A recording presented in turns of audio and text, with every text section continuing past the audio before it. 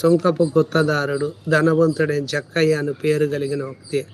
యేసు ఎవరో అని చూడాలని కోరుకున్నాడు. పొట్టివాడుగా ఉన్నాడు. జనులు గుంపు కూడి ఉండటం వలన చూడలేకపోయినాడు.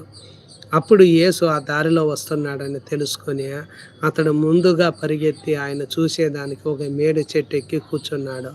యేసు ఆ చోటుకు వచ్చినప్పుడు కన్నులెత్తి చూసి, జక్కయ్య త్వరగా దిగుము, నేడు నేను నీ ఇంట ఉండాలి అన్నప్పుడు అక్కడ రాయబడిన మాట ఉండి అతడు త్వరగా దిగే సంతోషంతో ఆయన ఏం చేసుకున్నాడంటే తన ఇంటిలోకి చేర్చుకున్నాడు. అప్పుడు అందరూ అక్కడ ఉండే మనుషులు అన్నారు, ఈయన పాపి అయిన మనిషిని దగ్గరికి వెళ్ళి బస చేయడానికి వెళ్ళాడని చాలామంది సనుక్కున్నారు.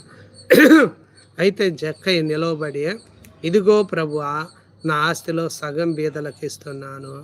నేను ఎవని యొద్ద అన్యాయంగా దేన్నైనా తీసుకుంటే వాళ్ళకి 4 అంతలు మరలా చెల్లిస్తానని అతను ప్రభుతో చెప్పినాడు.